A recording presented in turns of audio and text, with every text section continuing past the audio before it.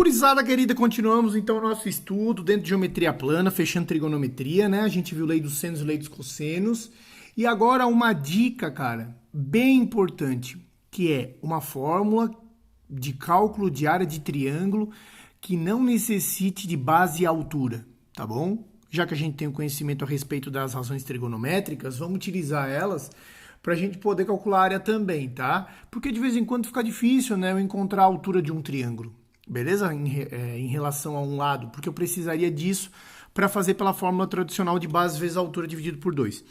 Pessoal, de novo, a demonstração está no livro bem linda e a gente presencialmente faz ela se vocês quiserem. Eu estou aqui para mostrar a fórmula e mostrar aplicações, beleza? Então vamos lá, ó.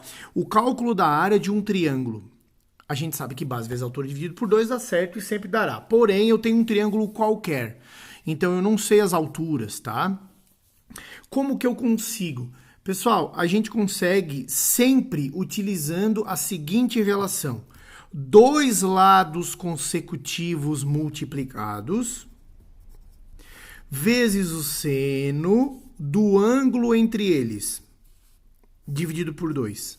Essa fórmula é mágica, porque daí fica muito fácil. Notem que se for um ângulo reto, né, A e B, formando um ângulo reto, ficaria A vezes B vezes seno de 90, que dá 1. Então, só fica A vezes B sobre 2. Por quê? Se o ângulo é reto, um é base e outro é altura, volta a ser a fórmula original. Tá? Vamos tentar escrever. E se for AB vezes C, então eu acho que dá para concluir que, por exemplo, C vezes B vezes seno de quem? C vezes B vezes seno de ângulo A sobre 2. Eu também consigo a área. A superfície, por isso que é S, né? Também pode ser dada assim, ó. A vezes C vezes A vezes C vezes seno do ângulo B sobre 2, beleza? Então, eu posso dar nome ao ângulo, botar a letra grega, ou então chamar o ângulo em relação ao ponto, ao vértice dele, tudo bem? Aí eu boto só um tiozinho para dizer que eu estou falando do ângulo, beleza? Então, essa é a fórmula para cálculo de área de triângulo. Ela é aquele tipo de relação que é para deixar num cantinho e lembrar para o Enem de certeza, tá?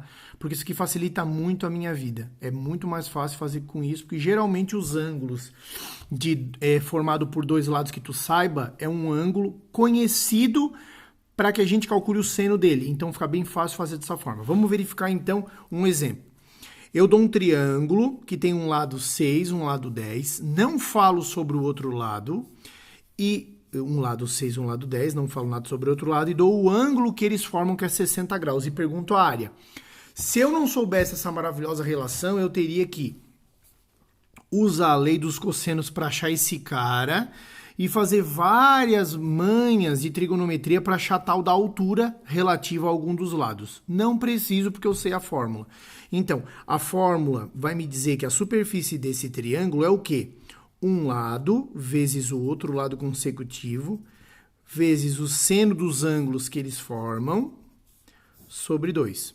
Logo, a área desse triângulo vai dar 60, vezes o seno de 60, que é raiz de 3 sobre 2, tudo sobre 2.